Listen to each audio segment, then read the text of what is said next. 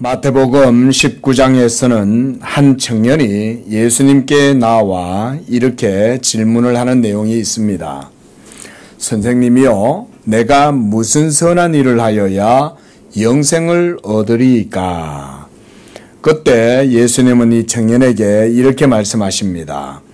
네가 생명에 들어가려면 계명들을 지키라. 이렇게 말씀했습니다.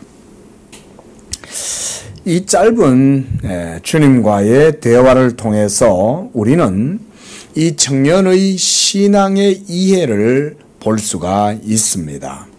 한마디로 그는 선행을 행해야만 영생을 얻는다고 이렇게 생각을 하는 것입니다.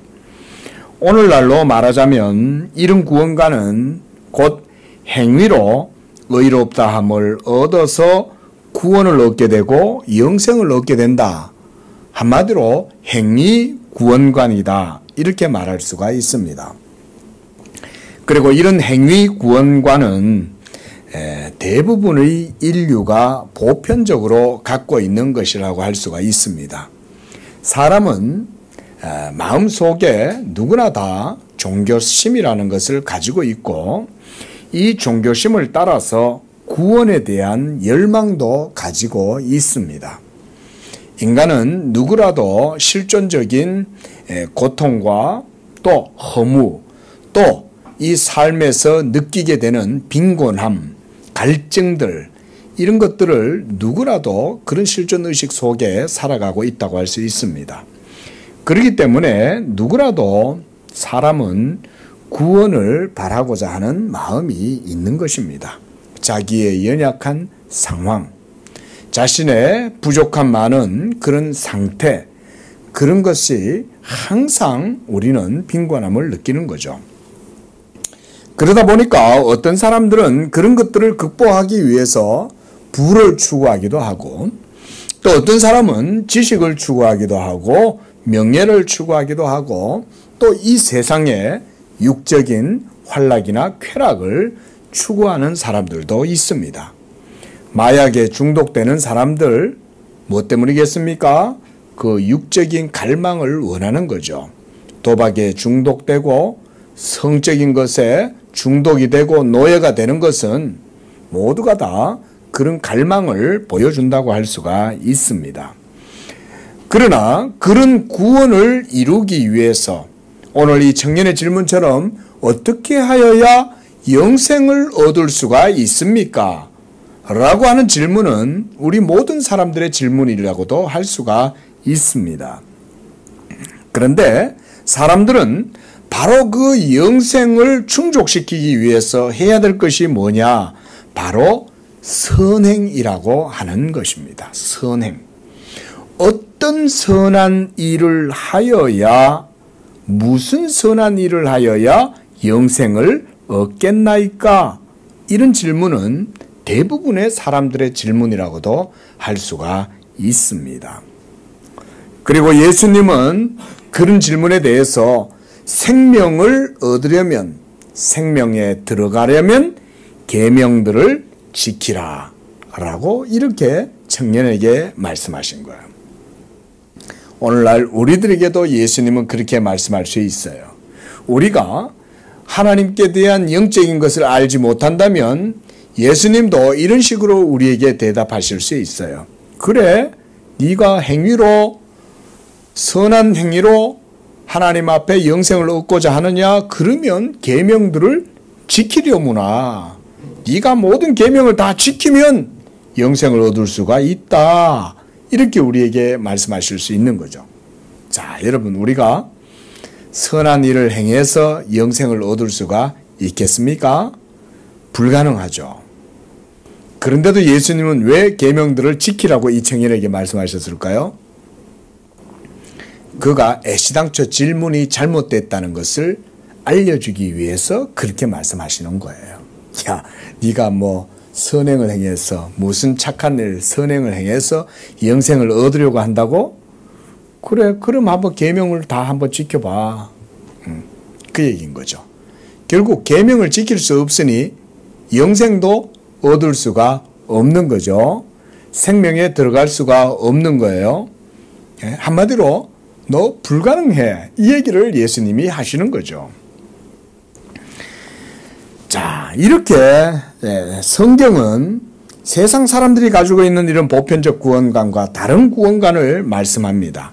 오직 예수를 믿음으로써 의롭다함을 얻게 된다고 하는 이 이신칭의의 구원관에 대해서 성경은 말씀해주고 있습니다. 자, 이렇게 믿음에 대해서 성경이 우리에게 말해주는데요. 이런 영적인 삶을 살아가는 성도에게서 성경이 말하는 최고의 가치, 그렇다면 그것이 무엇일까요? 여러분, 최고의 가치란 한마디로 영생이죠. 그렇죠? 사람에게 있어서 생명보다 더 귀한 게 있겠어요? 예? 영혼의 구속이 너무나도 귀해서 온 우주를 다 팔아서 갚아도 사람의 영혼은 살 수 없죠. 온 우주보다 귀합니다. 믿으시기 바랍니다. 온 우주에 있는 모든 것들 다 팔아도 여러분들의 영혼의 구속의 값은 될 수가 없어요. 그 정도로 귀하죠. 한마디로 생명이 그만큼 귀하다 이거 아닙니까? 생명만큼 귀한 것은 없는 거예요. 그런데 바로 이런 최고의 가치에 대해서 성경은 하나님이 기뻐하시는 최고의 그 성도의 모습과 상태에 대해서 말씀해 주고 있는 거예요. 이런 최고의 가치를 소유하고 있는 사람, 그리고 그런 모습과 상태, 그게 바로 뭐냐? 신명기서 6장 4절에서는 그것을 보여줍니다. 이스라엘아 들으라, 우리 하나님 여호와는 오직 유일한 여호와이시니 너는 마음을 다하고 뜻을 다하고 힘을 다하여 내 하나님 여호와를 사랑하라. 이것이 최고의 가치요, 성도의 최고의 모습이다. 성경은 이것을 말씀합니다. 하나님께서 자기 백성 이스라엘에게 원하시는 것은 단 하나, 바로 내 하나님 여호와를 어떻게? 사랑하는 것. 이것이 성경이 보여주는 성도의 최고의 가치요, 모습이요, 상태입니다. 하나님 한번 따라보게 하겠습니다. 하나님을 사랑하는 것. 꼭 기억하십시오. 하나님을 사랑하는 것이 성경에서는 우리 성도에게 있어서 최고의 가치라고 말합니다. 이것이 여러분들의 영혼의 생명이 되는 것이고 온 우주의 것과 비교할 수 없는 것입니다. 오늘 본문에서 사도는 그렇게 본문 말씀을 보면 열심을 품고 주를 섬기라 라고 이렇게 말씀을 합니다. 먼저 에베소서 2장 10절에서 하나님께서 우리를 그리스도 안에서 새로운 피조물이 되게 하셨다고 말씀하고 있습니다. 다시 디도서 2장 14절에서는 그리스도께서 우리를 대신하여 십자가에서 자신을 죽음에까지 내어 주셔서 우리를 모든 불법에서 속량하시고 정결하게 하셨다. 이렇게 말씀하고 있습니다. 하나님께서 이렇게 우리를 그리스도 예수 안에서 구속하시고 영적으로 새로운 피조물이 되게 하신 것은 하나님을 향한 선한 일에 열심히 하는 백성이 되게 하려고 하심이었다. 에베소서 2장 10절에서 그렇게 말씀하고 있어요. 다시 한번 본문을 보세요. 우리는 그가 만드신 바라 그리스도 예수 안에서 선한 일을 위하여 지으심을 받은 자다. 우리 한번 옆에 한번 이렇게 말씀 가지고 한번 권면과 한번 격려를 해 주셨으면 좋겠습니다. 우리 형제님은, 우리 성도님은 선한 일을 위하여 지으심을 받은 자입니다. 이렇게 한번 말씀해 보십시오. 시작. 우리 성도님은, 집사님은 선한 일을 위하여 지으심을 받은 자입니다. 믿으시기를 바랍니다. 우리 모두는 다 하나님의 선한 일을 위하여 우리 모두가 다 지음을 받았습니다. 오늘 복음 강설 시간을 통해서 이 말씀을 저는 여러분들에게 전해드리고 싶어요. 하나님을 사랑하되 열심을 품고 주를 섬기는 것과, 그래서 사도 바울은 그리스도 안에 있는 영적 새 생명을 얻은 성도들에게 이제는 새 생명의 삶으로 나아갈 것에 대해서 말씀하고 있는 거예요. 여러분, 여러분들의 자녀가 출생을 하면 부모가 바라는 것이 무엇입니까? 이제는 생명이 되었으니 생명의 삶을 살아라는 것이죠. 이게 모든 부모의 공통된 마음이죠. 자녀가 태어났는데 생명의 삶을 살아가기를 원하는 거예요. 여러분, 생명의 삶이라는 것은 어떤 것입니까? 그저 배부르게 먹고 뭔가를 많이 차지하고 누리고 이것입니까? 그게 아니죠. 그런 것은 모두가 다 소유죠. 소유는 부가적이고 부차적인 거예요. 그거는 조금 더 있을 수도 있고 좀 더 없을 수도 있어요. 중요한 건 그거보다 더 본질적이고 근본적인 거죠. 바로 우리가 성경적으로 말하면 하나님을 믿고 섬기고 경외하고 그 하나님의 뜻을 따라서 살아가는 것, 이것이 사실은 생명의 삶입니다.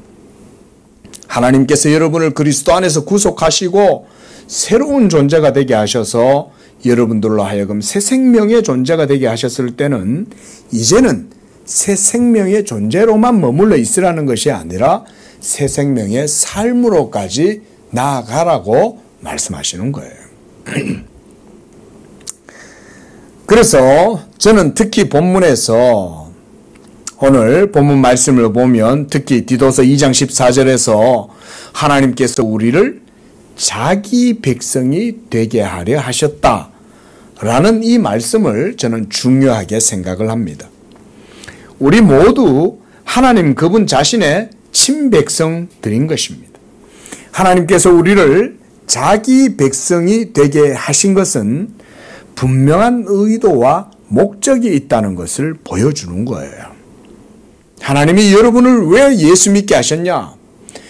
하나님께서 왜 만세전에 창세전에 그리스도 안에서 여러분을 영원전부터 선택하고 예정하셨느냐? 거기에는 하나님의 분명한 의도와 목적이 있다는 것입니다. 그리고 때가 되어 여러분을 이제 이 20세기, 21세기의 믿음의 사람으로 여러분을 불러주신 것입니다. 그렇게 하신 것은 하나님이 여러분을 자기 백성 삼으시고 그 가운데 하나님의 뜻과 목적을 따라 살아가도록 하기 위해서 그렇게 하셨다는 것입니다.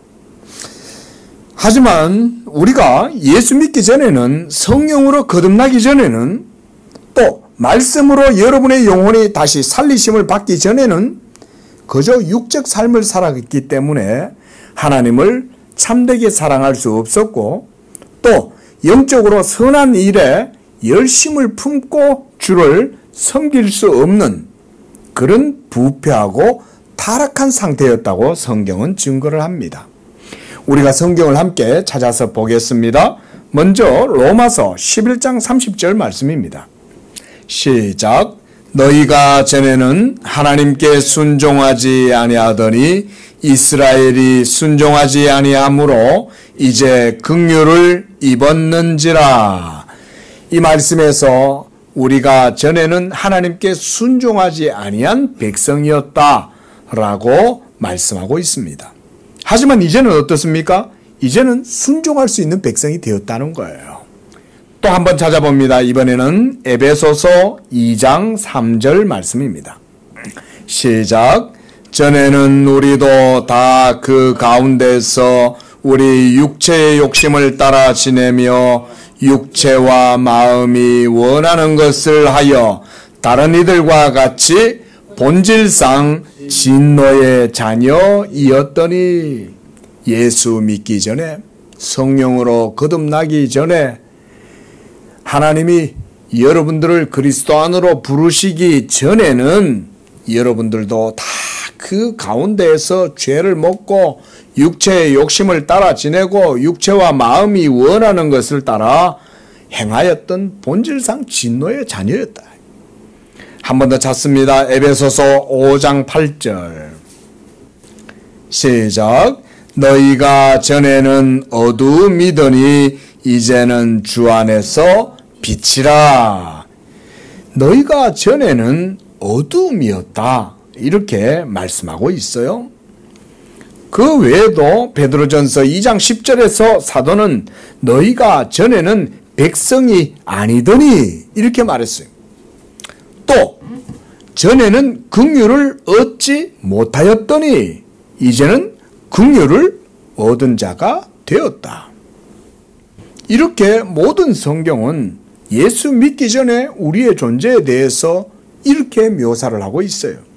우리가 예수 믿기 전에는, 성령으로 거듭나기 전에는, 말씀으로 우리의 영혼이 다시 살리심을 받기 전에는 하나님을 사랑할 수도 없었고 하나님을 향하여 영적인 선한 마음을 품고 하나님을 섬길 수가 없었다. 그렇게 말씀하고 있습니다. 그러나 고린도후서 5장 17절 말씀에서는 그런즉 누구든지 그리스도 안에 있으면 새로운 피조물이라. 이전 것은 지나갔으니 보라 새 것이 되었도다. 우리 모두는 다 예수 믿음으로 새 생명의 존재가 된 줄로 믿습니다.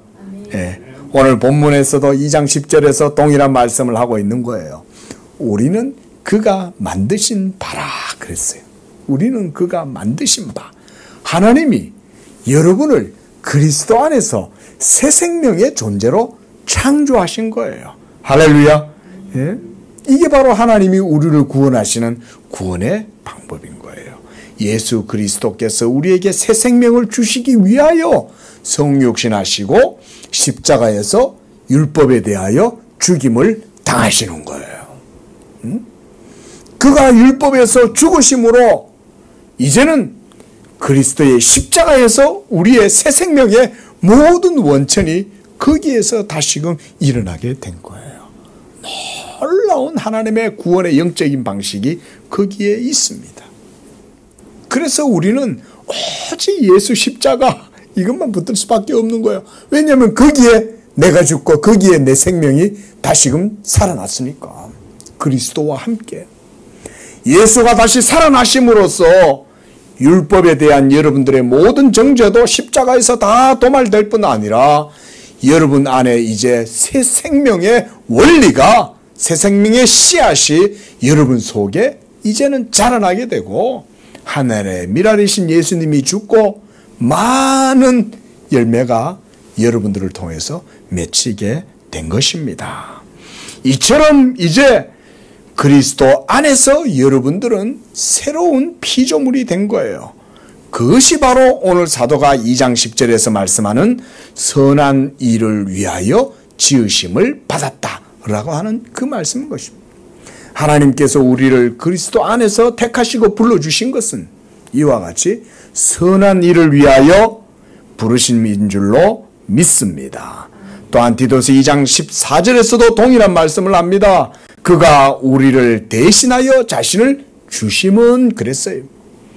바로 그리스도의 죽음에서 우리는 다 같이 죽고 그리스도의 다시 살아나심에서 우리는 다 같이 다시 살아나게 된 것입니다. 왜 예수님은 십자가에서 죽으시고 살아나셨을까요? 하나님은 왜 예수를 십자가에 못 박아 죽게 하시고 그를 다시 사망 가운데서 일으키셨을까요? 무엇 때문이었을까요?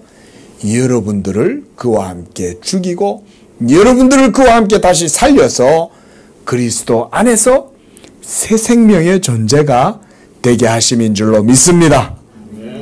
이제 우리는 새 생명의 존재가 되었기 때문에 하나님을 향하여 이제 선한 삶으로 살아갈 수 있는 그런 존재가 된 것입니다. 이렇게 하나님께서 우리를 그리스도 예수 안에서 선한 일을 위해 새로운 하늘에 속한 형상으로 여러분을 창조하신 거예요. 우리 한번 더 하겠습니다. 하늘에 속한 형상. 우리 모두는 사실은 하늘에 속한 형상이에요. 비록 우리는 오늘 권사님 몸이 편찮으셔서 교회에 안 나오시니까 교회가 그냥 확 다 비어 있습니다. 예. 영상 보내드렸죠? 예.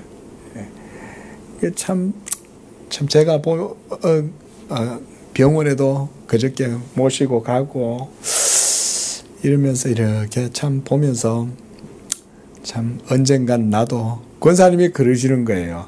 내가 이럴 줄 몰랐다는 거예요. 저는 그래도 목사니까. 근데 제가 목사가 아니었으면 저도 그렇게 생각하고 살아갈 거예요. 그죠? 이 세상에서 살아가는 사람들 중에 나도 늙을 거고 언젠가 죽을 거다 이 생각하고 살아가는 분들이 얼마나 될까요? 그것조차도 별로 안 되잖아요. 그죠? 성경에서는 분명히 얘기하잖아요. 한번 죽는 것은 사람에게 정하신 것이요. 예? 우리는 날마다 늙고 쇠하여져 가고 육체의 장막은 무너져 간다. 성경은 이렇게 얘기하는데도 사실 우리는 그 생각 못하고 살죠. 예? 우리 권사님이 다 그러시는 거예요. 내가 이렇게 아플 줄을 내가 어떻게 알았냐. 그냥 이렇게 살다가 어느 날 툭 갈 줄 알았다는 거예요. 그게 아니지. 갈 때는 얼마나 고통스럽겠냐고. 갈 때 되면 사람이. 응? 기도해 주십시오. 속히 회복되실 수 있도록. 또 몸이 조금 괜찮아지시다가 또 좀 어느 순간 되면 또 아프시기도 하고 그런데 저 기도하고 있는데요. 하나님께서 다시 회복시켜 주실 거라고 저는 믿습니다. 자, 어쨌든 이렇게 우리는 육체 속에서 살아가요. 여러분들의 육신도 날로 세워져 가죠. 제가 한 번씩 제가 이제 설교를 하면서 영상 녹화를 우리가 하니까 한 번씩 이제 파일 정리한다고 제가 이렇게 옛날 스토리지를 보면 지금하고 그때하고도 벌써 몇 년 차입니까? 벌써 우리가 한 횟수로 이제 5년이잖아요. 그때도 보면 벌써 저 쌤삐하다. 죄송합니다.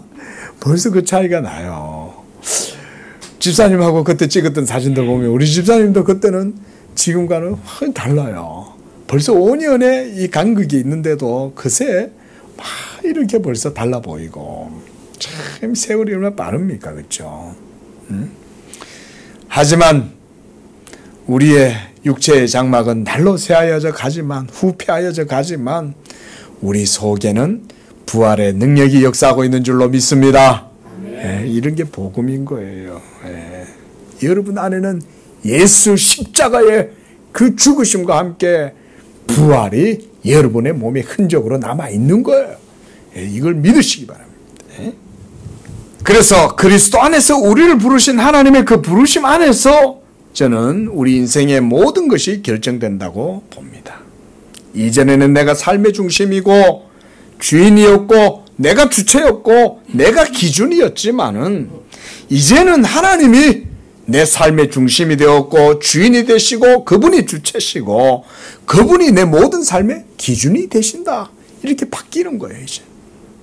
이제는 나를 사랑하고 내가 의롭고 그래서 내가 하는 일이 의미가 있다고 생각을 해서 그 확신과 열정을 갖고 막 심지어 객기도 부리고 이러면서 지냈지만 이제는 하나님을 사랑하게 되고 하나님만이 의로운 분이시고 내가 하는 일이 중요하다는 것은 그것들이 이제 그리스도 안에서 행하는 것이기 때문에 선하고 아름다운 것이라는 사실을 인정하게 되었다는 거예요.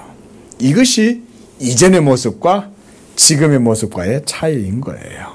우리 성도님들 어떻습니까? 이렇게 고백하십니까? 예? 할렐루야. 이렇게 고백하시면 하나님이 영광 받으시는 거예요. 예? 여러분의 그래서 저는 그래요.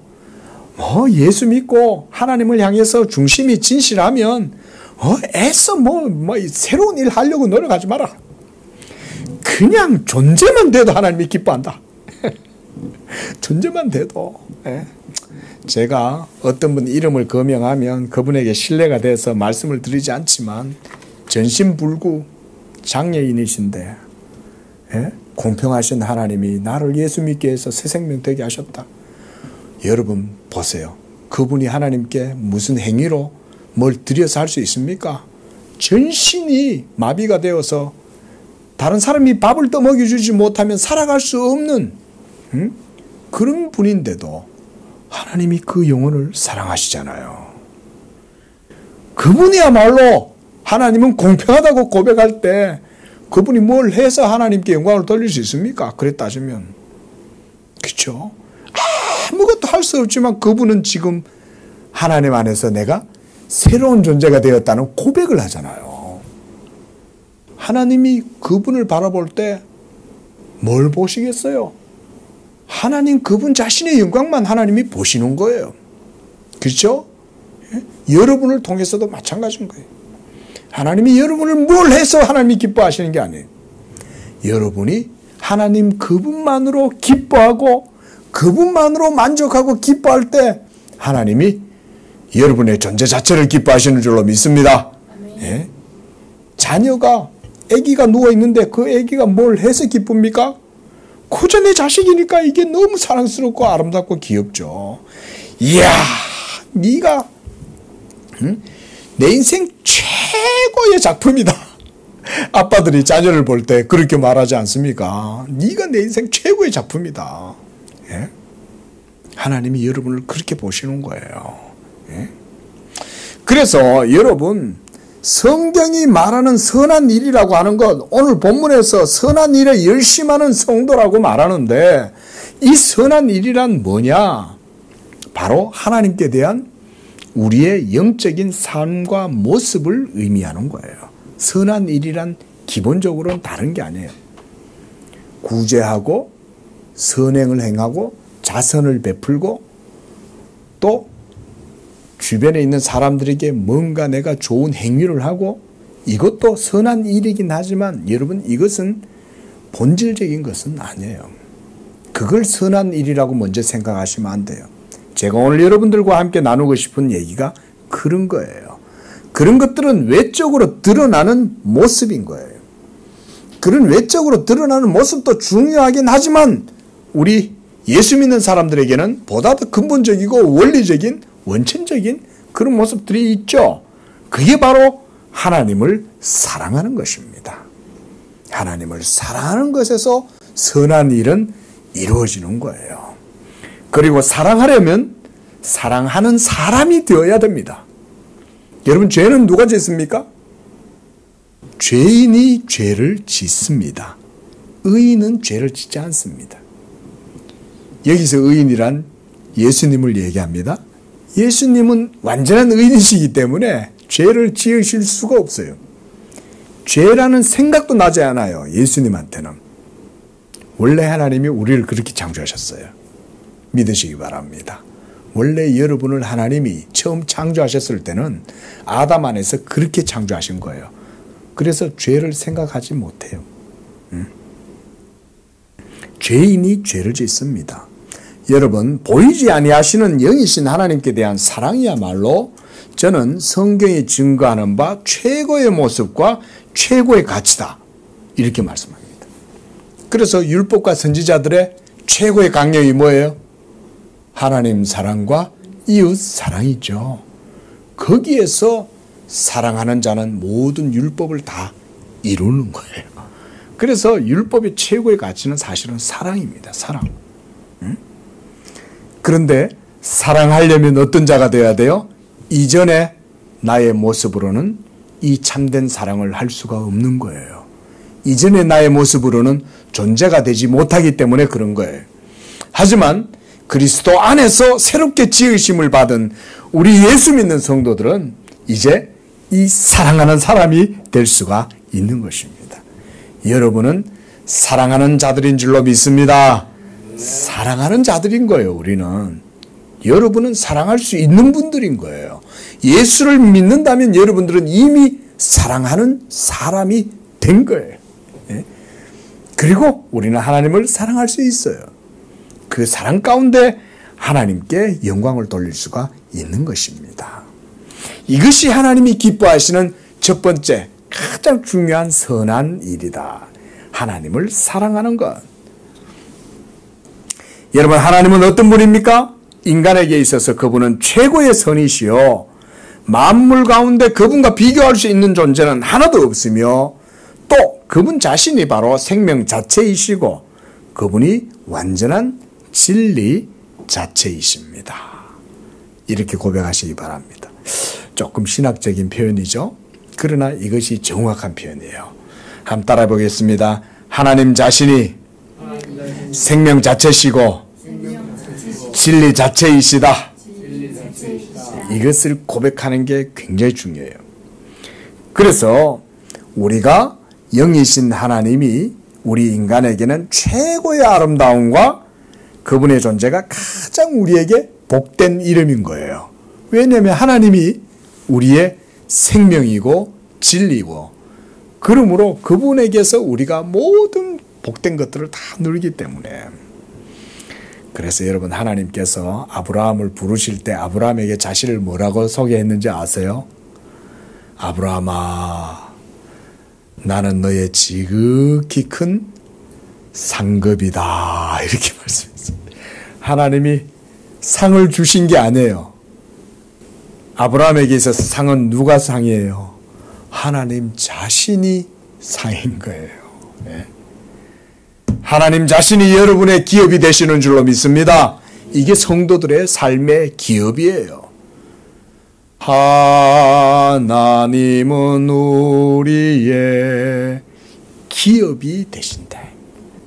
하나님 그분 자신이 우리의 기업이에요. 다른 게 아니에요. 여러분들에게 소득의 잔을 넘치게 하고 여러분들의 지경을 넓혀주시고, 이게 기업이 아니에요. 하늘의 유업은 하나님 자신이에요. 그래서 요한계시록에 보면 하늘의 새 예루살렘 성이 있는데 그 예루살렘 성 안에 뭐가 있습니까? 성전이 있죠. 그렇죠? 근데요, 하나님 자신이 성전이라서 예루살렘 성전 안에는 성전이 눈에 보이지를 않는 거예요. 여러분, 하늘의 실체가 이 땅 가운데 완전하게 드러나고 이루어지게 돼서 완전한 천국이 온 우주 가운데 충만하게 될 때는요, 우리의 영원한 기업이 되시는 하나님 그분, 나의 영원하신 기업 생명보다 귀하다. 우리의 기업 되시는 그 하나님은 그 성전 자체시니까 보이지를 않는 거예요.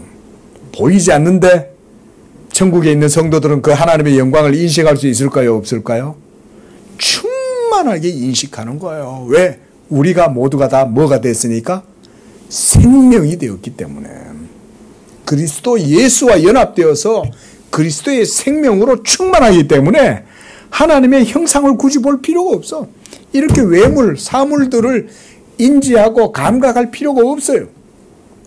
우리의 영혼이 그리스도의 부활의 몸에 연합되어져 있기 때문에 우리는 하나님이 안 보여도 온 세계에서 하나님을 충만하게 인식할 수 있는 그런 영적 존재로 우리가 변화가 되는 거예요. 그걸 보고 천사들과 같이 된다. 예수님이 그렇게 말씀하신 거 기억나시죠? 우리는 다 하늘의 천사들과 같이 하나님의 영광을 인식할 수 있게 됩니다.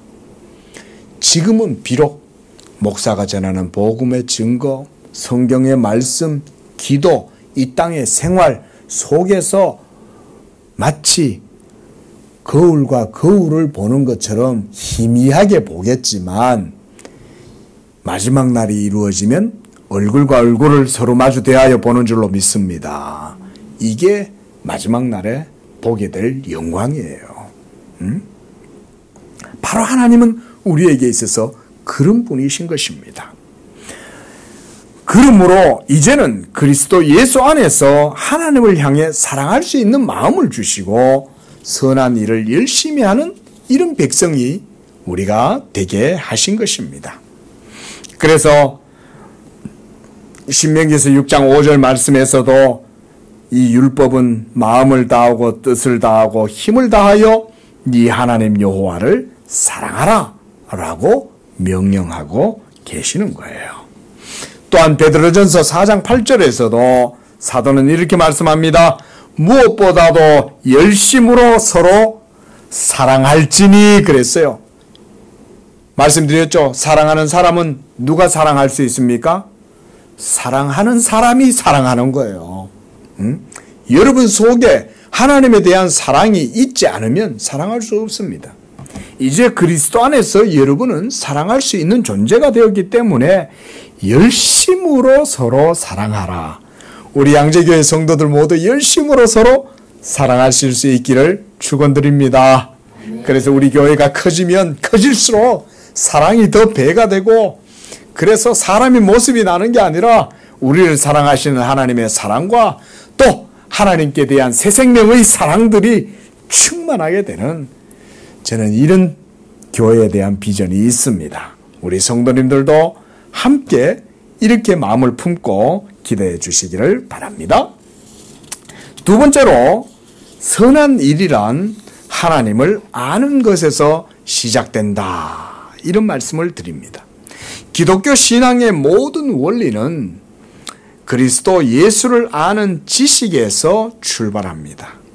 믿음으로 하나님을 기쁘시게 하는 것의 원리도 그 속에 지식이 있어야 하나님을 영화롭게 할 수 있습니다. 그리스도 예수를 믿음으로써 우리는 삼위일체 하나님도 알게 됩니다.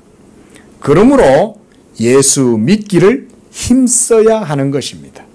이것이 바로 선한 일에 힘쓰는 것입니다. 예수님을 믿어야 할 뿐 아니라 또한 믿고자 해야 하고 믿으려고 힘써야 됩니다. 믿으시기 바랍니다. 내가 이미 예수 믿었습니다. 저는 예수 믿습니다. 예수 믿었으니 세례도 받았지요. 그러니 교회도 다니는 겁니다. 아니요. 그거보다 더 힘써서 예수 믿으려고 노력을 해야 됩니다. 오늘도 내가 예수를 믿지만 나는 모태신앙이었고 지금까지 교회 다녔고 지금도 교회 다니고 있고 지금도 하나님을 믿어요. 하나님이 원하는 건 이전의 모습이 아니죠. 지금 예수 그리스도를 더욱더 믿으려고 힘쓰는 그런 일들을 해라는 거예요. 여러분, 예수님께서 영생은 유일하신 참 하나님과 그의 아들 예수 그리스도를 믿는 것이다. 우리가 어찌하여야 하나님의 일을 하오리이까? 제자들이 이렇게 예수님께 질문했어요. 그때 예수님의 답변은 하나님의 보내신 자를 믿는 것이 하나님의 일이라고 얘기했어요. 여러분, 영적인 일이란 다른 거 아니에요.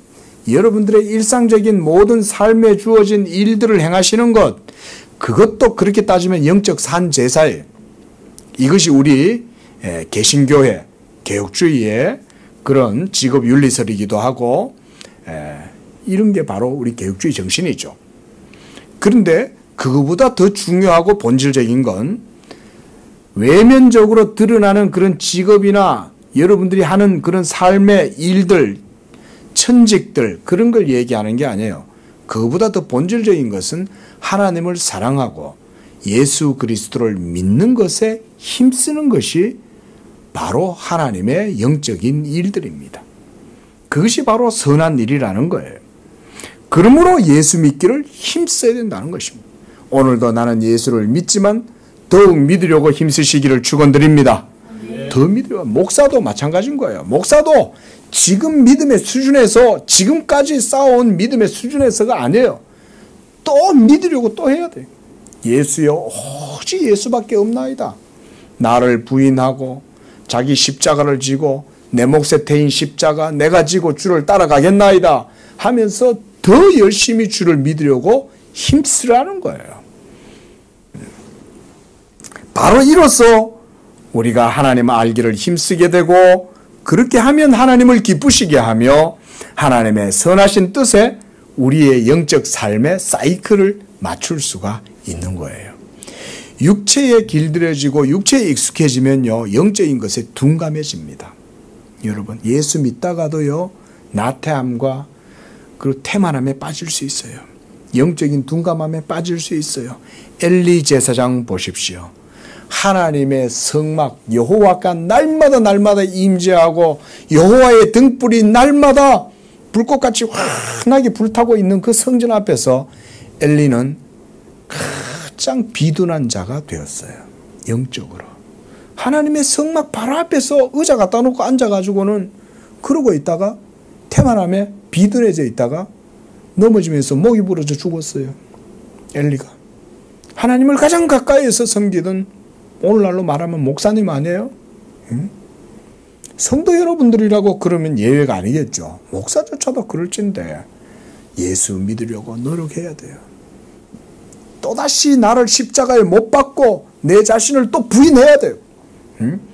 내 영혼이, 내 속에 내 의가 또 잡차처럼 무성하게 막 일어나고 이 세상의 육체인 것을 또 좋아하고 이러면서 하나님께 대한 기도하지 아니하고 막 영적으로 게을러지고 나태해져 있다. 다시 나를 십자가에 또 못 박아야 돼. 나는 또다시 그리스도와 함께 죽노라. 날마다 죽노라.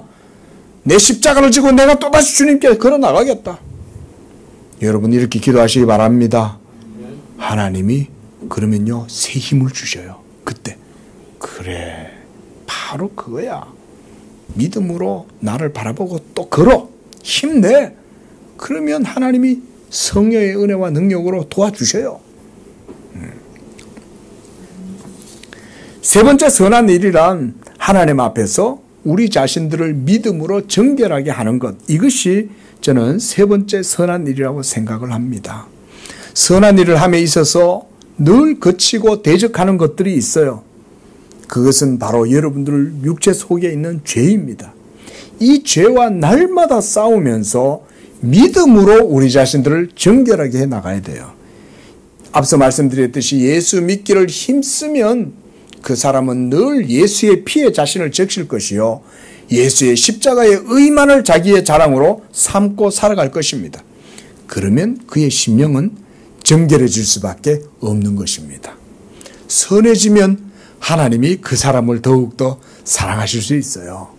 정결하지 못하면 하나님을 가까이 할 수가 없습니다.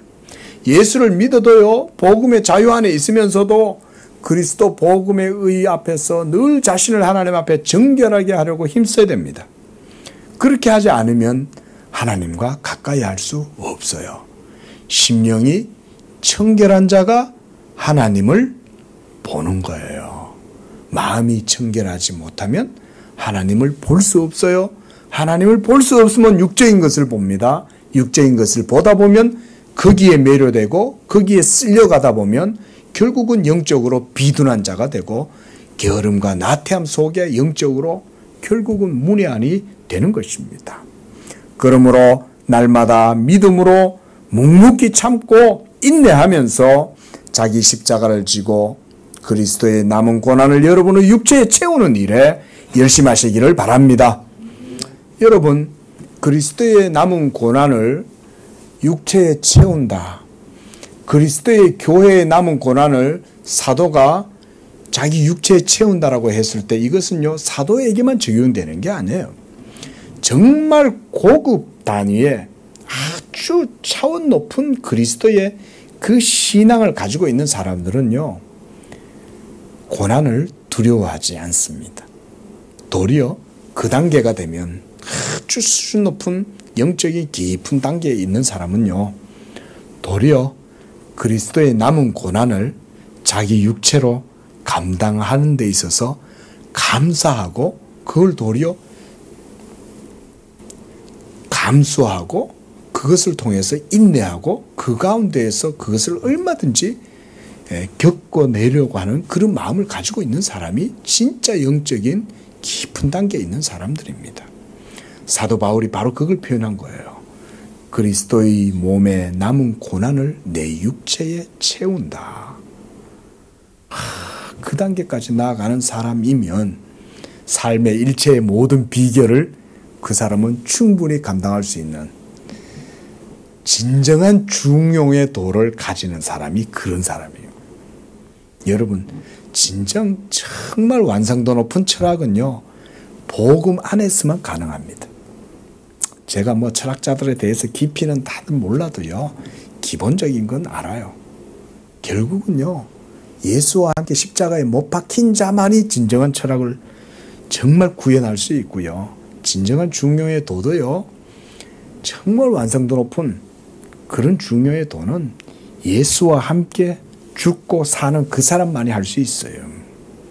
그리고 그런 사람만이 그 도를 아니까 그리스도의 이 땅 가운데 살아가는 동안 그리스도의 교회의 남은 고난을 내 육체로 채운다 라는 고백까지 나아갈 수가 있는 거예요.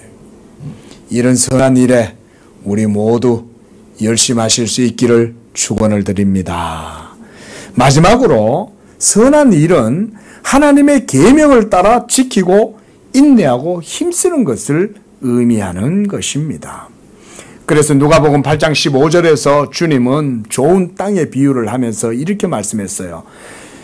좋은 땅에 있다는 것은 착하고 좋은 마음으로 말씀을 듣고 지키어 인내로 그랬어요. 인내. 그러니까 선한 일에 열심한다는 것은 뭐냐면 묵묵히 믿음의 말씀을 붙들고 인내한다는 걸 의미하는 거예요. 인내한다는 말은 무엇입니까? 현실적인 어떤 텐션, 어떤 긴장 상태를 항상 유지하면서 그 가운데서 항상 어떤 길을 유지하면서 걸어가는 것을 의미하는 거 아니겠습니까? 벗어나지 않는 거죠. 그러려면 인내가 필요한 거예요. 그리고 누가복음 2장 21장 19절에서도 너희의 인내로 너희 영혼을 얻으리라 말씀하셨어요. 우리가 걸어가는 길이 참된 길이고 생명의 길이라면, 그것이 하나님 사랑하는 길이라면 우리에게는 인내가 필요한 것입니다.